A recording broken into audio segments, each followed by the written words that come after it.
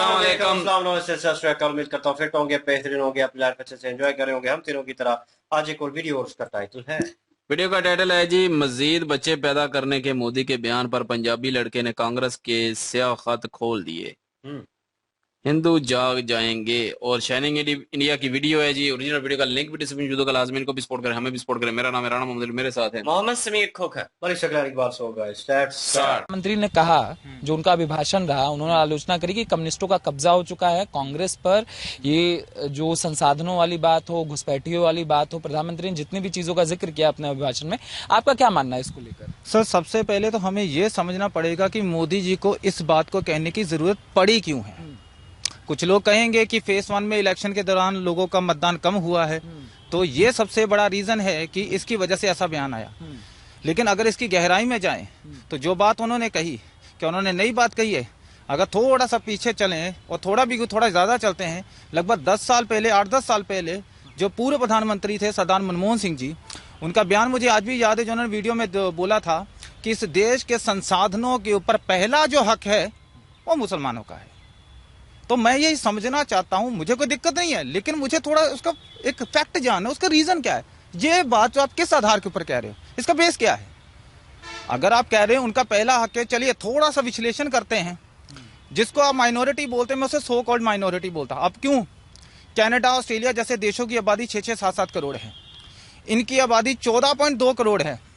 तो भैया इतनी आबादी में 2-2 देश तैयार हो जाते, तो माइनॉरिटी रहे कहाँ? माइनॉरिटी हमें उनको रखेंगे जिनकी आबादी, जैसे एग्जांपल देता हूं मैं आपको, जैन कम्युनिटी है 0.4%, ठीक है, पारसी है 0.006%, सिख है 1.7%, बुद्धिस्ट है 0.7%। और अगर इनकी उपलब्धियों की बात करूं तो जैन सबसे पढ़ी लिखी कम्युनिटी है, 86% पढ़े लिखे हैं। सबसे अमीर माइनॉरिटी की बात करूं तो पारसी सबसे अमीर माइनॉरिटी में से आते हैं। सबसे एंटरप्रेन्योर, जिनके सबसे खुद के बिजनेस रन करे, उसमें सिख पहले हैं। अब बात करते हैं इनकी, अगर इतिहास में जाएं तो जब देश का बंटवारा हुआ था 565 रियासतों में ये देश बटा हुआ था। सही, ठीक है सर। और उस 565 रियासतों में से कितनी रियासतें मुस्लिम थी? हैदराबाद, जूनागढ़, श्रीनगर, मैसूर, भोपाल, अगर पटियाला की छोड़ दूं तो सिख रियासत भी नहीं थी। तो आज ये सवाल है कि इनकी इस कंडीशन में पहुंचा कौन? और आपने सर कांग्रेस की बात की, मैं कांग्रेस के ऊपर अक्सर ये बात बोलता हूं कि कांग्रेस वो पार्टी है जिसने इस देश के टुकड़े करने में कोई कसर नहीं छोड़ी है। और मैं इसकी एक छोटी सी उदाहरण बताता हूं। आप इस समय अमृतसर में हैं, यहाँ से मात्र 5 से 6 किलोमीटर दूर वो रेलवे ट्रैक है सर, जहां से वो खून से लथपथ ट्रेन पाकिस्तान से चली थी और अमृतसर आके रुकी थी। ट्रेन के ऊपर उर्दू में लिखा हुआ था, आपने गदर मूवी देखी होगी तो उसके अंदर वो सीन है। और मैं वो सीन नहीं दोहरा रहा हूँ कि वो मूवी देख के, वो सीन देख के और मैं यहाँ पे आके बताना शुरू कर दिया। जिन लोगों ने अपनी आंखों से देखा, मैं उनके बयान लेके आपके सामने रख रहा हूँ। अपने पूर्वजों की बात कर रहा हूँ, अपने लोगों के सीनियर्स की बात कर रहा हूँ। तो उन्होंने बताया कि उसके ऊपर लिखा हुआ था, ये लो आजादी का नजराना।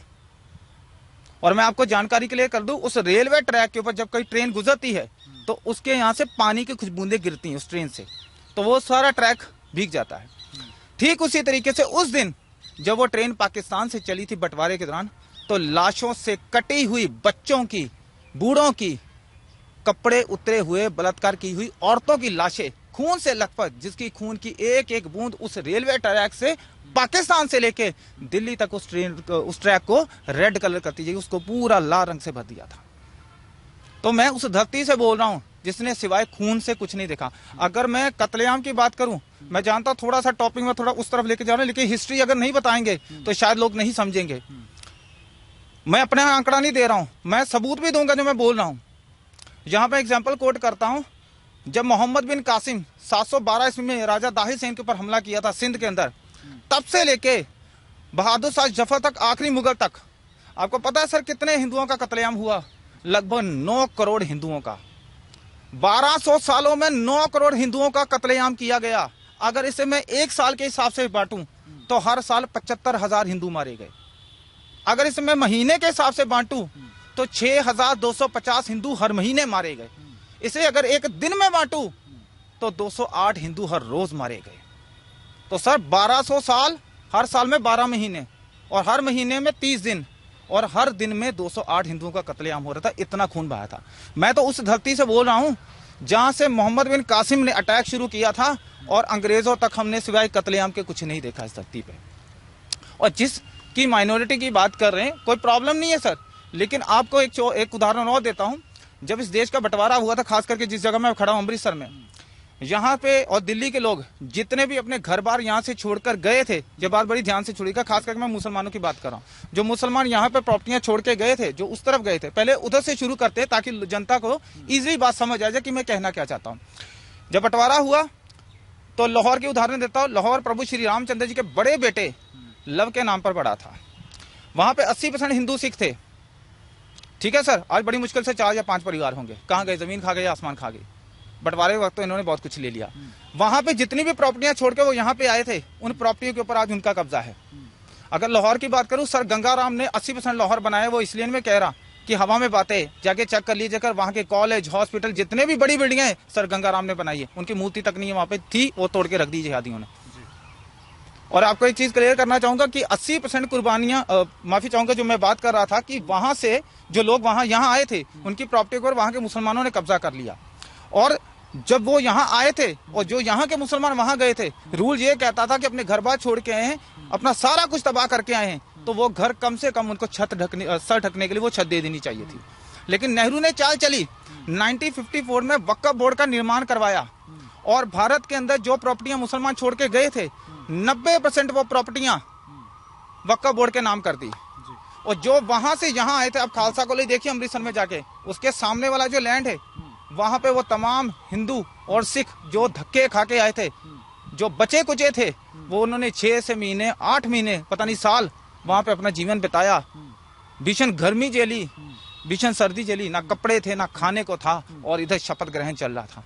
और कांग्रेस ने उसके अंदर और तेल डाला। 1995 के अंदर वक्फ बोर्ड के लिए वक्फ एक्ट बना दिया, ताकि अब किसी भी लैंड के ऊपर दावा ठोकिए वो आपका हो जाएगा। और 2013 जाते जाते सरदार मनमोहन सिंह की सरकार जब गई, तो उनको अनलिमिटेड पावर दे दी, ताकि आप किसी भी लैंड के ऊपर दावा ठोक दिए। और सबसे शर्म की बात देखिए, अगर कोई वक्फ बोर्ड वाला आपकी प्रॉपर्टी के ऊपर दावा ठोकता है, तो आप कोर्ट नहीं जा सकते हो। और जिसके यहाँ जाना है, उसका जज भी उस कम्युनिटी से होगा, वकील भी उस कम्युनिटी से होगा, कार्रवाई करने वाले भी सारी उस कम्युनिटी से होंगे। तो बताइए सर, क्या है ये? किसने किया? ये कांग्रेस ने किया। तो ये जो माइनॉरिटी की बात कर रहे हैं सर, उस माइनॉरिटी के पास इस समय वक्फ बोर्ड की बात करूं तो 8 लाख वर्ग किलोमीटर का लैंड उनके पास है। भारत के 30वें नंबर पे उनके पास लैंड है। फिर भी अगर आपकी माइनॉरिटी के लोग धक्के खा रहे हैं, कोई गमले बेच रहा है, कोई कुल्फी बेच रहा है, तो बस सर उसके लिए आपका कसूरवार है। कांग्रेस ने तो देने में कोई कसर छोड़ी नहीं इन लोगों को। मैं घुसपैठियों का जिक्र करना प्रधानमंत्री का। सर बांग्लादेशी, रोहिंग्या, मुसलमानों का मुद्दा कोई नया नहीं है। मोदी जी को चले साइड पे रखते हैं। इसका पहली बार जिक्र तो सरदार मनमोहन सिंह ने खुद कहा था। उन्होंने कहा था, आप जाके यूट्यूब पे चेक करिए, उनके बयान आई थिंक आज भी होंगे, आर्टिकल भी मिल जाएंगे। उन्होंने कहा था कि बॉर्डर से उस तरफ लोग घुस रहे हैं, घुसपैठ कर रहे हैं, और ये भारत की डेमोग्राफी को इंटेंशनली चेंज किया जा रहा है, सो दैट कि इस भारत को दारुल अमन से दारुल हर्ब तो बना दिया, अब दारुल हर्ब से दारुल इस्लाम बनाना चाहते हैं। इस कंट्री का इस्लामीकरण में विपक्ष जो है वो बहुत बड़ा कंट्रीब्यूशन कर रहा है।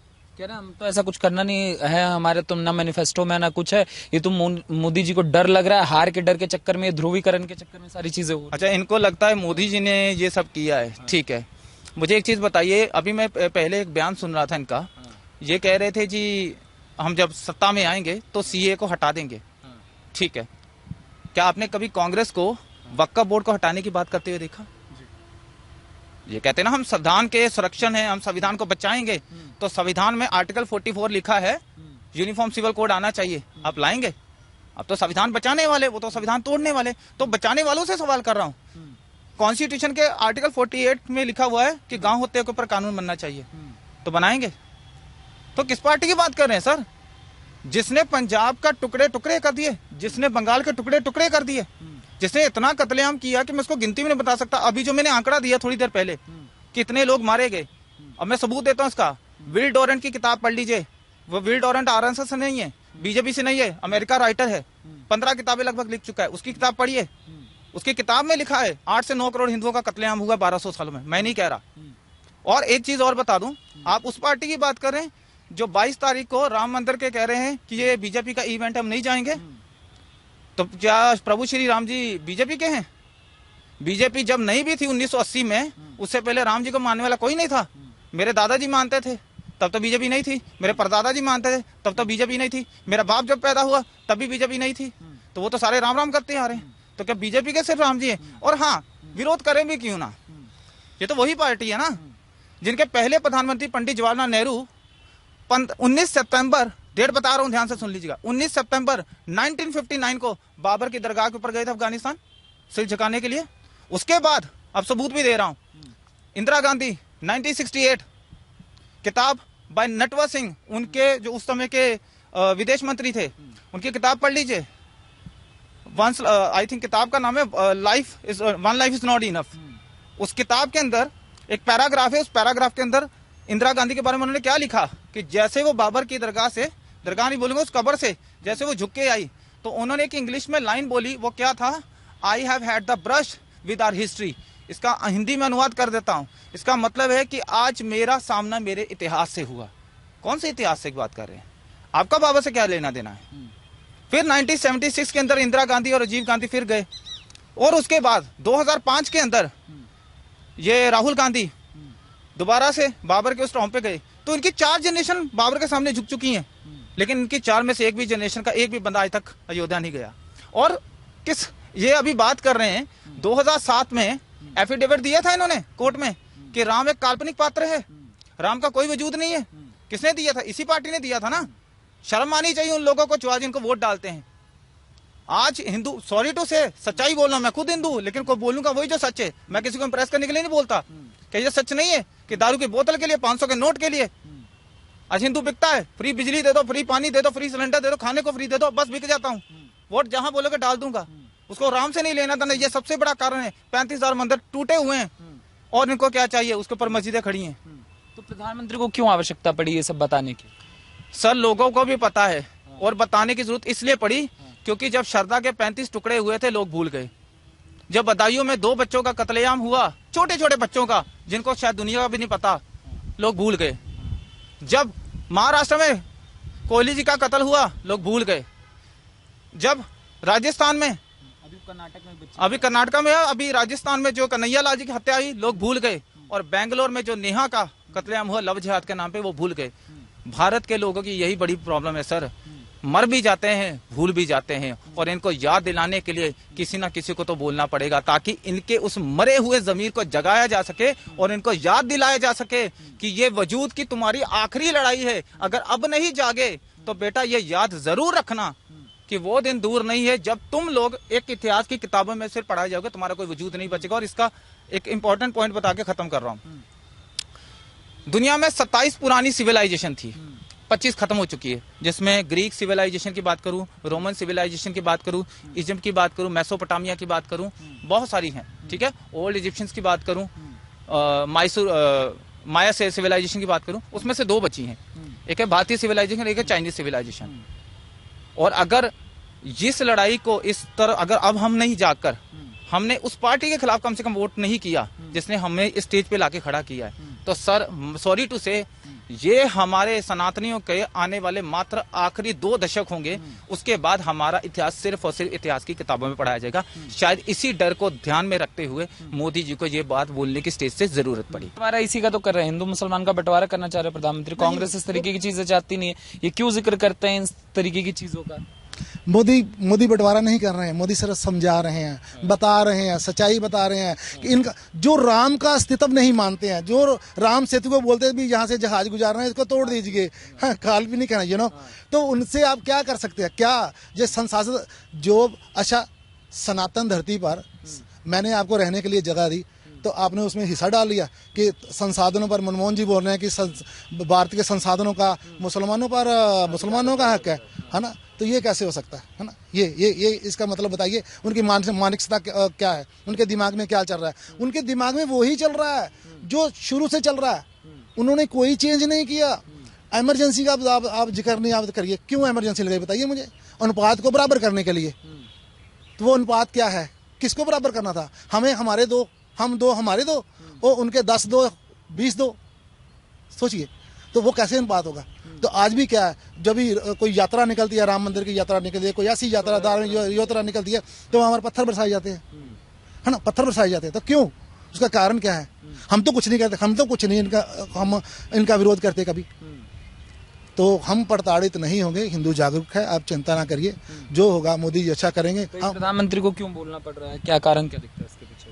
प्रधानमंत्री आकर बोल रहे हैं,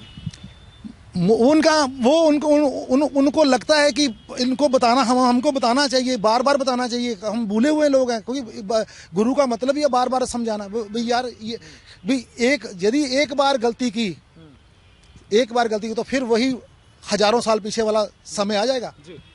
सर मैं एक पॉइंट, सॉरी मैं भूल गया था, बहुत इंपॉर्टेंट पॉइंट था जो मुझे शायद पहले ऐड करना चाहिए था। ये क्यों बोला गया, इसका जवाब मैं सिर्फ एक लाइन में दे देता हूँ। एक किताब है जो गुरबचन सिंह तालिब ने लिखी थी, और एक जानकारी और क्लियर कर दूं आपके दर्शकों के लिए, ये किताब बीजेपी के बनने से लगभग 30-40 साल पहले लिखी गई। तो ये मत कहना कि आरएसएस वाले लिखा है, बजरंग दल वाले लिखा है, फलाना फलाना फलाना।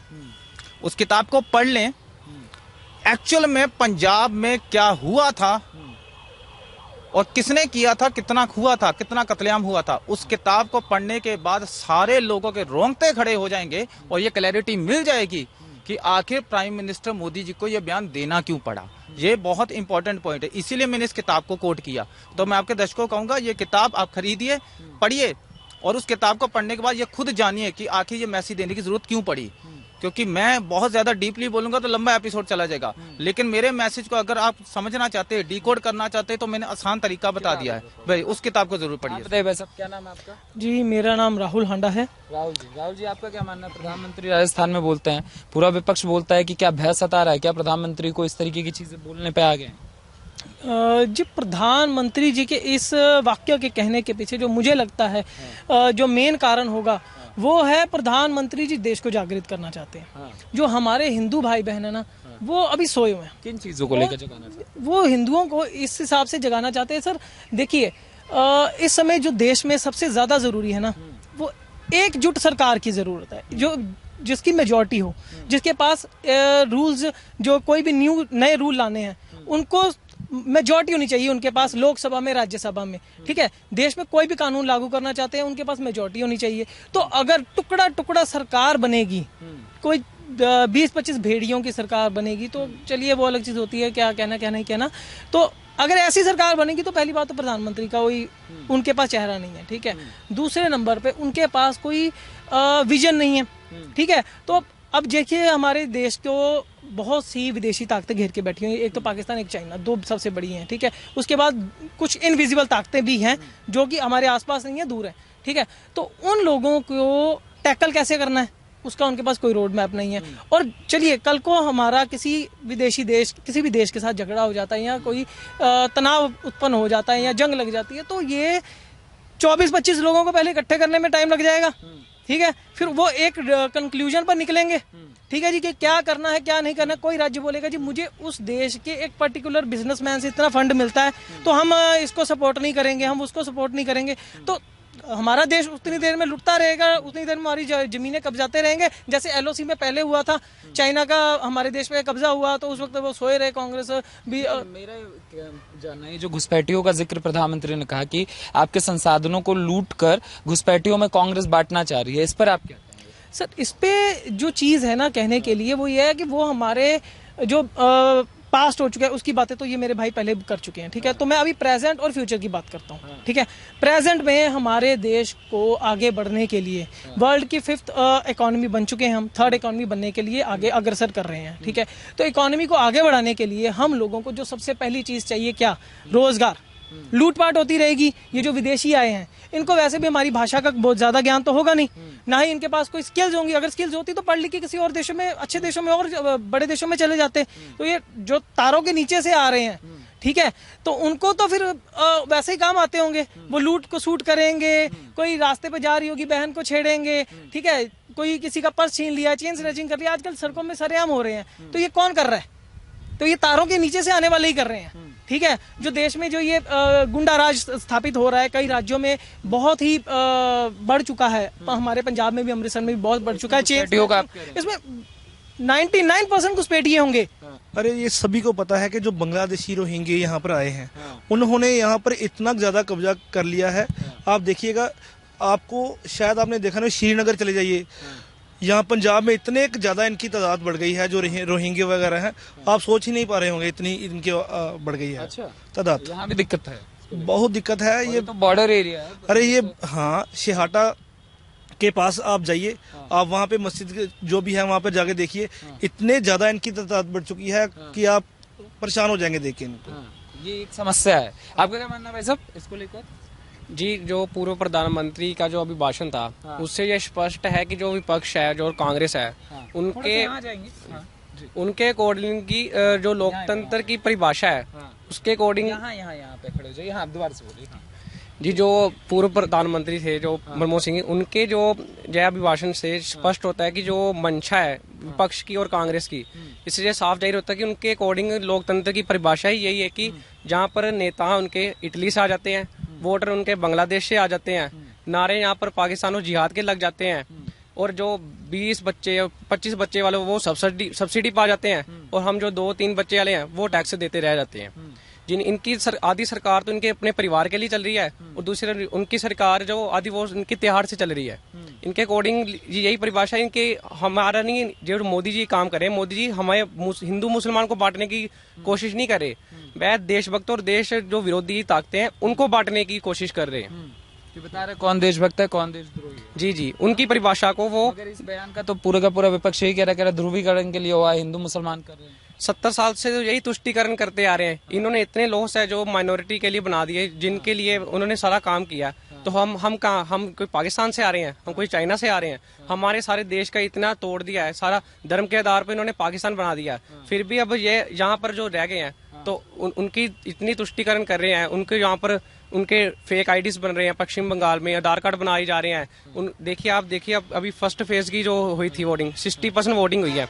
उनमें से आप देखिए 40% जो थे ये सारी माइनॉरिटी थे जो वोट डालने गए, और जो हम जैसे थे वो घर में ऐश कर रहे थे। उन्हें एक पब्लिक हॉलीडे के लिए कोई फिल्म देखने जा रहा है, कोई घर में बैठ के अपनी फैमिली का टाइम स्पेंड कर रहा है। मेन मोटिव कोई समझ नहीं रहा कि ग्राउंड पे क्या करना है। बस सभी सोशल मीडिया पे आजकल बने हुए हैं कि सोशल मीडिया पे करिए, ये करो। सपोर्ट करने से ऐसे नहीं होता, ग्राउंड पे ही करना, काम करना। वोट नहीं देने जाते। जी जी, ये सबसे बड़ी समस्या है। एक समस्या है। जी भाई साहब। सर, आपने जो अभी बात कही, मोदी जी के मैसेज को मैं 2-3 लाइन में डिकोड कर देता हूँ। उनको ये कहने की जरूरत का, इन्होंने अभी आपने शायद एक शब्द प्रयोग किया था कि विपक्ष ये कह रहा है कि मोदी जी ध्रुवीकरण कर रहे हैं। ठीक है सर, अब तक आप अगर मैं वक्फ बोर्ड का नाम ले लीजिए, माइनॉरिटी कमीशन का नाम ले लीजिए, अल्पसंख्यक मंत्रालय का नाम ले लीजिए। 2011 में ये एक वायलेंस बिल लेके आए थे जिसमें ये बिल्कुल जो बीजेपी की वजह से पास नहीं हो पाया। और जहां तक मैंने उस बिल को थोड़ा सा स्टडी किया, मैं जानता हूं कि अगर वो बिल पास हो जाता तो उसमें ये लिखा था कि जब भी दंगे होंगे तो रिस्पॉन्सिबल हमेशा मेजोरिटी ही होगी, और मेजोरिटी को एक्सप्लेन करना पड़ेगा कि ये दंगा क्यों हुआ। अगर माइनॉरिटी की तरफ से होता है तो रिस्पॉन्सिबल फिर भी मेजोरिटी को। और आप सोच के देखिए, अगर वो बिल पास हो जाता तो इस देश की मेजोरिटी का क्या हाल होता। ये कहते, अच्छा तो तुष्टीकरण कौन कर रहा है? आप अपीसमेंट पॉलिटिक्स की बात कर रहे हैं, तो सबसे बड़ी अपीसमेंट पॉलिटिक्स तो आप कर रहे हैं। 1954 से पहले नाना जी, और उसके बाद आते आते आपके मनमोहन सिंह जी। और मनमोहन सिंह जी तो खाली फेस थे, पीछे कौन कमांड दे रहा था ये हम सबको पता है। तो ये जो ध्रुवीकरण की बातें करते हैं ना, ये कौन कर रहा है, ये इसके कोई छुपा नहीं है। एक पॉइंट और ऐड इसमें कर देता हूँ। आपने एक पॉइंट अभी और ऐड करे कि मोदी जी को ये बोलने की क्यों जरूरत पड़ी है। सर, ये जो पास्ट में ये जो लॉ लेके आए थे ना, जिसमें से ये 3-4 तो अभी मैंने गिना, जिसमें वक्फ एक है, यूनिफॉर्म सिविल कोड को ना अच्छा, इसके ऊपर एक पॉइंट आप ऐड करें, इंटरेस्टिंग है। मुस्लिम पर्सनल लॉ बोर्ड कौन लेके आया था? इंदिरा गांधी। ठीक है, तो ध्रुवीकरण किसने किया? अगर आप कहते हो ये देश सेकुलर है, सबको बराबर मिलेगा, सबके साथ सबके पास बराबर के अधिकार है, तो पर्सनल लॉ बोर्ड का तो कोई लॉजिक नहीं है ना सर। अगर क्रिमिनल लॉ, अगर सीआरपीसी सबके लिए अलग है, क्रिमिनल प्रोसीजर कोड, ठीक है, तो फिर सीपीसी सिविल प्रोसीजर कोड सबके लिए क्यों नहीं है? एक बंदा 4 शादियां करेगा, एक बंदा 1 करेगा, हमें कोई दिलचस्पी नहीं है कि हम भी 4 ही करें। लेकिन सर, अगर समझना चाहिए तो देखा जाए, अगर एक बंदा 4 शादी कर ले तो कोई सजा नहीं, लेकिन एक बंदा अगर दूसरी शादी करेगा तो उसको 7 साल की सजा। तो तुष्टीकरण किसने किया? ये लो तो बीजेपी नहीं लेके आई, ये तो कांग्रेस लेके आई थी। तो अपीसमेंट की पॉलिटिक्स कौन करता है? जनता इतनी बेवकूफ नहीं है सर, इंटरनेट का जमाना है, सब कुछ वहां पे जाके चेक किया जा सकता है। जिस 2011 के बिल की बात कर रहा हूँ, मैं चाहता हूँ जनता की वो जाके चेक करे। जो मैं बोल रहा हूँ उसका पीडीएफ आज भी है। बिल्कुल सर। और अच्छा, एक चीज और बताइए, ये ठीक है इतिहास है, प्रेजेंट नहीं है, लेकिन सर इतिहास से जो लोग सीखते नहीं है ना, वो लोग इतिहास बन जाते। जैसे मैंने पहले बोला, समझने वाले समझ जाएंगे, अगर नहीं समझे तो फिर विलुप्त होना तय है। ठीक वैसे ही जैसे बहुत सारे जानवर और बहुत सारे पक्षी आज इस दुनिया में नहीं है, वैसे ये सिविलाइजेशन खत्म हो जाएगी। और वो पता क्या है, पाकिस्तान का टुकड़ा जिस लैंड पे वो लोग रह रहे, वो उनका अपना खरीदा हुआ नहीं है, इसी भारतवर्ष का था, काट के हमने उनको दे दिया। और उसके बदले में उन्होंने हमें गिफ्ट में 22 लाख हिंदू सिखों के कत्ल करके भेजे। 22 लाख, कोई सर 22 बंदे या 22,000 नहीं, मतलब 22 लाख ये गिनती। अगर मैं 22 लाख, अब जरा इमेजिनेशन में लेके जाता हूँ थोड़ा सा आपको, 22,000 लाशों को एक रोड के ऊपर बिछा दीजिए और आपको चलने के लिए बोलता हूँ, तो आप सर इमेजिनेशन करके देखिए कि ये रोड लाशों का भरा हुआ कहां से शुरू होगा। अगर थोड़ा सा इम्प्रैक्टिकल सी एग्जांपल दूं, अमृतसर से शुरू होगा तो दिल्ली तक जाएगा, जहां पे लाशें ही लाशों का ढेर होगा। इतनी लाशें काट के भेजी और उसके बदले में हमने भी उनको बहुत अच्छा गिफ्ट दिया, और वो गिफ्ट था 55 करोड़ रुपए। वो किसने दिया था सर? इन्होंने दिया था। किस लिए दिया था? हमारे देश का टुकड़ा काट के लेके जाने के लिए, इसलिए 55 करोड़ दिए थे, या 22 लाख मार के जो बेचे थे इसलिए दिए थे। और मात्र इतना ही नहीं छोड़ा, कश्मीर को भी हम कहते हैं कि अभिन्न अंग है, लेकिन वो तो अब जाके मोदी जी ने बनाया ना। अगर 370 ना हटाते तो वो कहीं ना कहीं अपने आप में एक अलग देश था, अलग कॉन्स्टिट्यूशन था, अलग झंडा था। तो सर जिस पार्टी की जो ये आरोप लगा रही है, पहले सबसे पहले तो ये कहूँगा कि काफ़ी बातों से सहमत भी हूँ, और बाकी ये बात है कि अगर मिनॉरिटी के हकूक़ की बात करें तो हम पाकिस्तानियों को ये कह लें कि ना इख्तियार है और ना हमारी ये एक औकात है कि हम जो है वो इंडिया वालों को ये सारा लेक्चर दें, सारा ज्ञान दें। सीधी बात कर रहा हूँ, क्योंकि हमने अपनी मिनॉरिटी का क्या हाल किया है वो हमें भी पता है, और पाकिस्तान अपने मिनॉरिटी के साथ क्या करता है वो आप लोगों को पता है, हमें भी पता है। तो इसलिए हम यहाँ पे ज्ञान देंगे कि नहीं ये नहीं, ऐसा नहीं, वैसा होना चाहिए, ये ऐसा होना चाहिए, तो कहीं ना कहीं वो हमारे वो एक समझ लें कि हम डिजर्व नहीं करते कि वो लेक्चर दें। लेकिन फिर भी हम ये कहेंगे कि पाकिस्तान में भी ये सारा कुछ होना चाहिए, मिनॉरिटी को हकूक मिलना चाहिए, साहब के साथ जो है वो एक कानून होना चाहिए, उनको भी सारी जो है सहूलियात मिलनी चाहिए जो पाकिस्तान में है। मिनॉरिटी जिनमें पाकिस्तान को जिनको भी नहीं मिल रहा उनको भी मिलना चाहिए। ये हम सिर्फ कह सकते हैं, कर हम भी नहीं सकते, ना ये पाकिस्तान में कर सकते हैं हम तीनों, ना उधर इंडिया में कर सकते हैं। लेकिन जो हमें अच्छा लगता है हम वो कहेंगे, जरूर कहेंगे। पाकिस्तान के लिए भी कहेंगे कि यहाँ पे भी जो है वो एक ही कानून होना चाहिए, और इंडिया में भी कहेंगे कि एक ही कानून सबके लिए होना चाहिए। ये नहीं होना चाहिए कि या तो वहां पे हिंदू जो है वो मुसलमानों पे राज करें या मुसलमान हिंदू पे राज करें, सब एक दूसरे के साथ मिलजुल के काम करें। यहाँ पे भी हिंदू, मुस्लिम, सिख, ईसाई सारे मिलजुल के काम करें। हम दोनों तरफ ये एक ही रखेंगे मुद्दा। तो बाकी रही बात जो वो कह रहे थे कि उधर से जो आए थे, तो इधर से जो गए थे सिख हिंदू, तो उनको जो है वो वहां पे जगह नहीं मिली गई, वो वक्फ बोर्ड को दे दी गई, तो ये ज्यादती है उनके साथ। ये मैं भी कहूंगा कि ये उनके साथ ज्यादती है। और वो कहाँ पे रहे, कैसे रहे, ये कह लें कि मैं थोड़ा बहुत जो है वो इस चीज को महसूस करता हूँ, क्योंकि मेरे बड़े जो हैं वो बताते हैं इस चीज को। क्योंकि वहां से जब आए थे तो यहाँ पे भी जो है काफी यहाँ के जो रहने वाले लोग होते हैं जिस इलाके के, उन्होंने ही खुद ही कब्जे करने शुरू कर दिए। बाद में ये कहना शुरू कर दिया कि हमने वो हिंदू गया, वो सिख गया, हमने उसे अब खरीद ली थी, हमने उसे पैसे दे दिए, हमने उसे ये चीजें दे दी, हमने खरीद ली। हालांकि खरीदी नहीं गई थी, जाते जाते जबरदस्ती उनसे ठप्पे लगवाए गए थे और फिर जो है अपने नाम पे करवा के उनको भेज दिया गया था। तो किसी ने जो है वो उनके नाम कर दी कि सिक्योरिटी दे गए हमें, किसी ने कुछ करके नाम कर दी, किसी ने कब्जे कर लिए जबरदस्ती। तो इस तरह करके जो है वो यहाँ के रहने वाले जो पहले से ही रह रहे थे उन्होंने कब्जे करने शुरू किए यहाँ पे जो छोड़ के गए थे।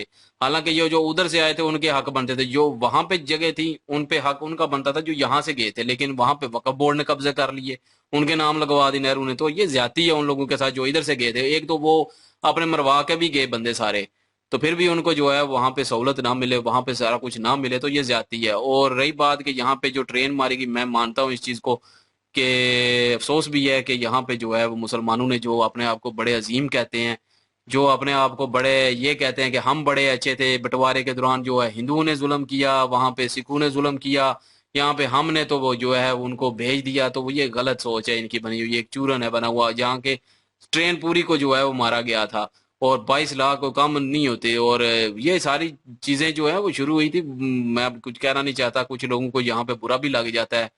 तो ये जिसने पाकिस्तान बनाया ये उसी के ही सारे कारनामे थे। उसी ने कहा था कि मैं इधर 8 करोड़ या पता नहीं कितने करोड़ थे उनके लिए मैं उधर के 2 करोड़ लोगों की कुर्बानी दे दूंगा। और उधर भी लोगों को जो है मार के जो है वो निकाला गया था। पंजाब की बात कर रहा हूँ, किसी और जिले की बात नहीं कर रहा।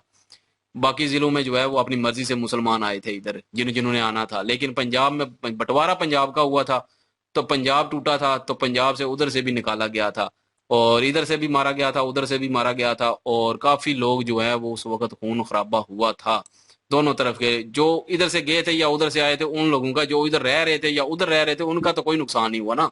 उन्होंने तो जो है वो अपनी जिंदगी नहीं गंवाई, लेकिन उन्होंने गंवाई है जो इधर से गए या उधर से आए हैं। तो उन लोगों का जो है वो नुकसान बहुत हुआ था। तो ये टूटना नहीं चाहिए था, बनना नहीं चाहिए था, मैं तो यही कहता हूँ। और बाकी रही बात कि वहां पे मोदी सरकार क्या कर रही है और दूसरी क्या कर रही है, क्योंकि हम एक तो बात करने के काबिल ही नहीं है इस चीज के। हाँ, अगर हम पाकिस्तान में मिनॉरिटीज के हकूक दे रहे होते ना, बड़ा अमन शांति वाला होता, तो हम भी जो है फखर से बोलते कि देख लो पाकिस्तान की हालत देखो। अब पाकिस्तान की हालत आप लोगों के सामने है, इसलिए हम आप लोगों को वो मशवरा नहीं देंगे, लेकिन जो सही है या गलत है वो हम जरूर बोलेंगे, जो हमारी नजर में है। आपकी नजर में हो सकता है कुछ और हो। हम यही कहते हैं कि वहां पे सबके लिए एक ही कानून होना चाहिए, सबके लिए एक ही सुविधाएं होनी चाहिए, और ना वहां पे जो है वो हिंदू मुसलमान पे राज करे, ना मुसलमान हिंदू पे राज करे, और सब जो है मिलजुल के रहें। मैं तो यही कहता हूँ। और जो गवर्नमेंट ये ऐसा करती है उसको वोट बनता है। अगर कोई गवर्नमेंट कहे कि बस हिंदुओं का राज होना चाहिए और हिंदू जो है वो सब पे हुकूमत करें, तो वो भी जो है वो कहीं ना कहीं गलत है। और जहाँ पे कहें कि मुसलमानों का सिर्फ अधिकार है इस संविधान पे और मुसलमान ही हुकूमत कर सकते हैं, वो भी कहीं ना कहीं गलत ही है। तो मिलजुल के रहना चाहिए, जो अवाम चाहती है वैसा होना चाहिए। और अवाम जो है वो जो बाकी रही बात रोहिंग्या और बांग्लादेश के जो इलीगल आए हुए हैं, तो उनका निकालना आपका हक है, वो आपके मुल्क का हक है, क्योंकि वो इलीगल आए हुए हैं आपके मुल्क में।